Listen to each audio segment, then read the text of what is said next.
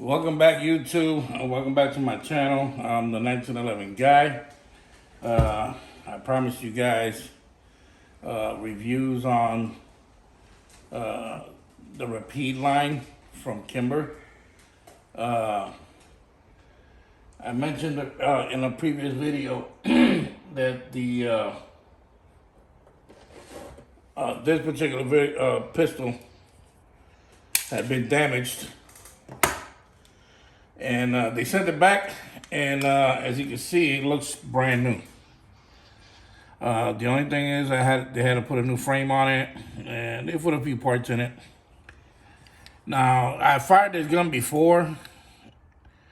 They repaired it. There was no flaws. I think they might have had one or two hiccups with some hollow points when I fired it, but I don't know if it had to do with the with the recoil.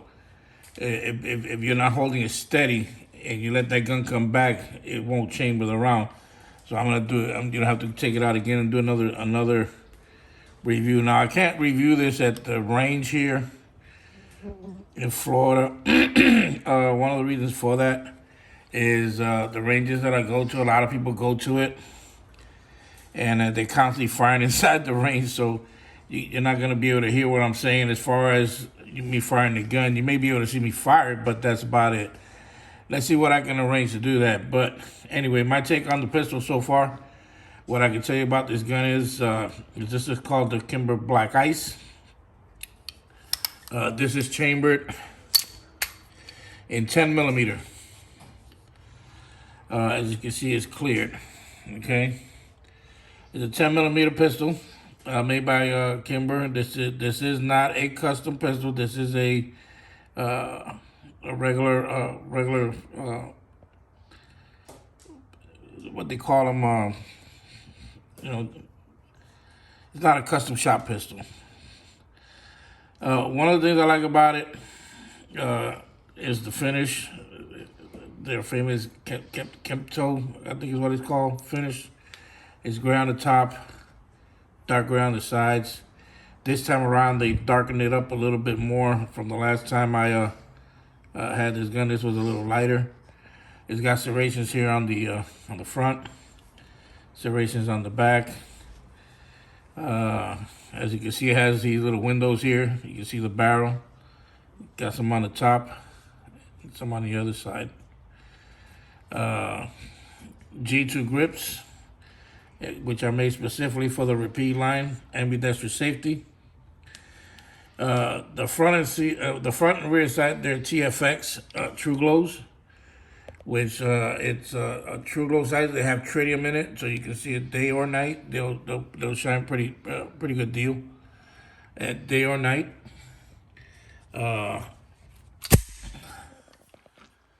That pull on this slide is pretty heavy. I would say it's about 18 to 22 pounds, somewhere in that vicinity. I have to do some more research on what the weight is as far as the pull, but it's definitely heavy. I think this might be even heavier than the 45 on the repeat line. It's got a skeletonized trigger and hammer. As I said before, the True Glows, TFX True Glows. It's got the magwell. Okay, what I like about it is I mean they went to great extent to produce this firearm. It's got these serrations here, stipple I think is what they call stipple grip here. They got this design here on the back strap, which is similar to this right here. And I think these right here are copying these right here. What I can say about this pistol, I bought this pistol a while back. I did take it out to the range and fired it. It might have had two flaws, 2 or 3 flaws with some jacketed hollow point. As a matter of fact, I think it had some a flaw here and there with just regular full metal jackets. But I don't know if it was that, the whip, I don't know if you understand whip, if you're holding a handgun and that slide comes back, you got to hold it steady so that slide can push that round forward. But if you let it whip your hand, it won't change around. And that could have been what happened. I'm not sure. But it had 2 or 3 hiccups. All in all, I'm still impressed with the quality of the gun. Is super tight. I mean, this thing is like extremely tight. Maybe it needs to be broke in. Maybe that's what the issue is, because they do say that you need about 500 rounds to break in a 1911 for it to be reliable.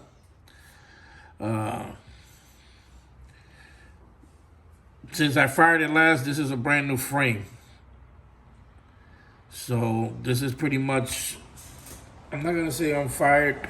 I'm gonna say it's been fired, but not with this frame. And you gotta remember that the magazine is held within the frame. So there's no telling if there might be any hiccups now, and maybe they might be less.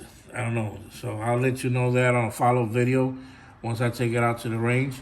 I was just giving you my take on the firearm itself as to what I think about it.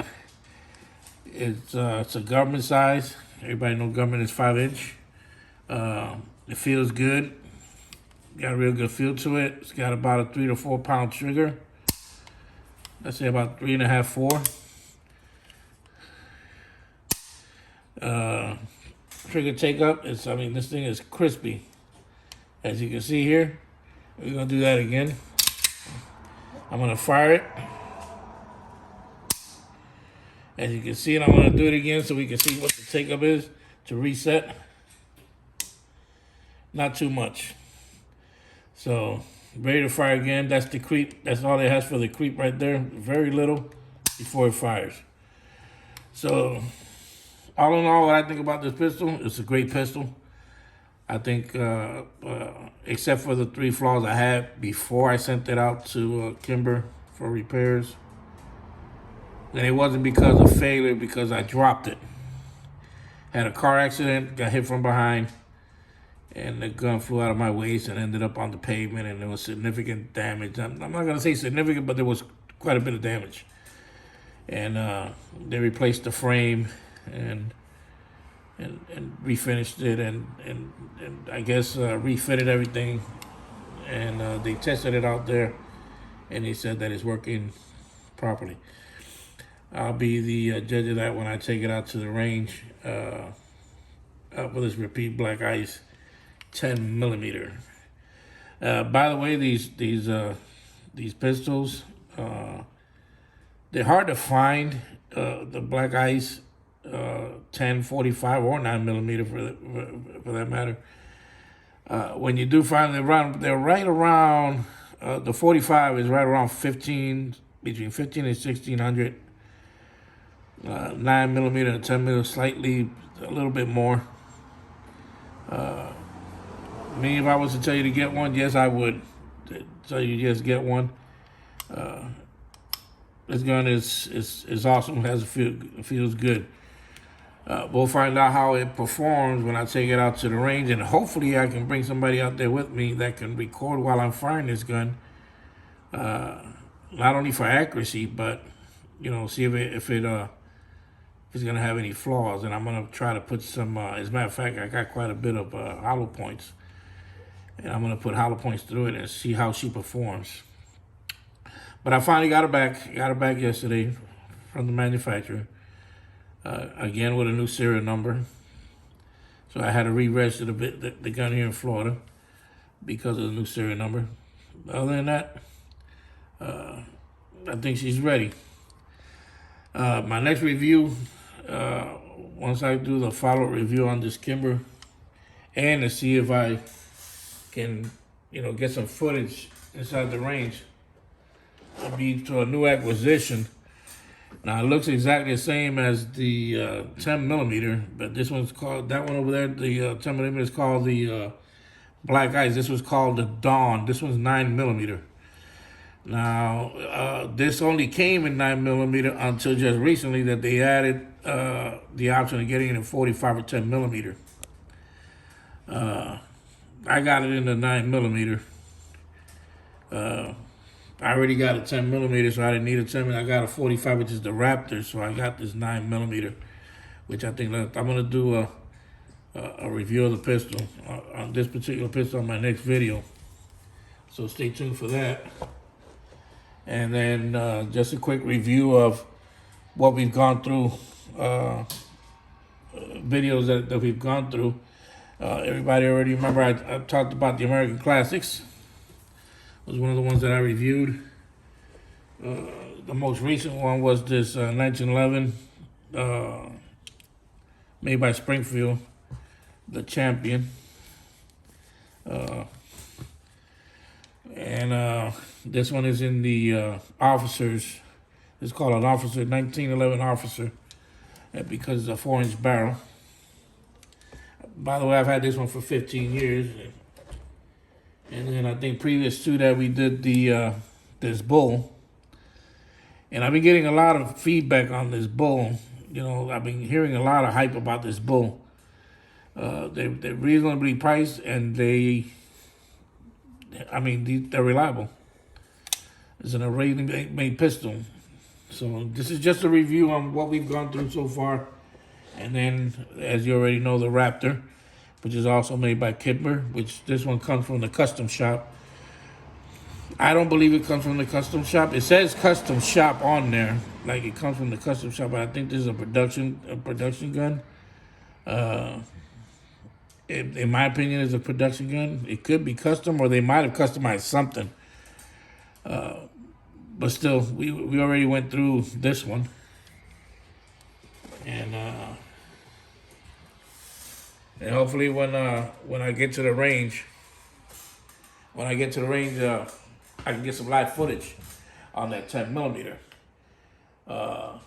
You know, you can observe the pounding that my hand's gonna take from the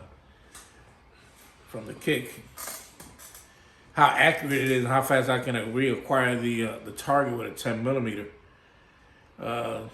I've seen the grains on this ammunition all the way up to 200 grains, 180 grain. Those are the ones that kick hard, since it is a heavier slug. And they got some light stuff like this right here. There's some light ammunition here. I think these are like 120, 125. I think it is. I don't have the box of this, so I can't recall it. But we're gonna do something. We're gonna do something, you know, out in the range, just so y'all can see how it performs, how I handle it, how accurate it is. You know, hitting targets. If you have any questions or any comments or anything that I might have said that might have been incorrect, be more than happy to leave your comments down below. I try to answer everybody's question. And like I said, that repeat I bought a little while ago, actually last year when it came out, I bought it sometime last year, early this year, for $1,300. The Dawn is a little bit, you know, that one's got an MSRP of $1,733, and everywhere I've looked so far is right between $1,600 and $1,700. If you want one of these Dawns. So like I said, if you have any questions, comments, I mean, it doesn't matter, and I'll try to answer your question as soon as possible. Until the next video, which is gonna be see if I can do the live video reviewing or firing the repeat 10mm. Thank you, and subscribe, and I'll see you again on the next video.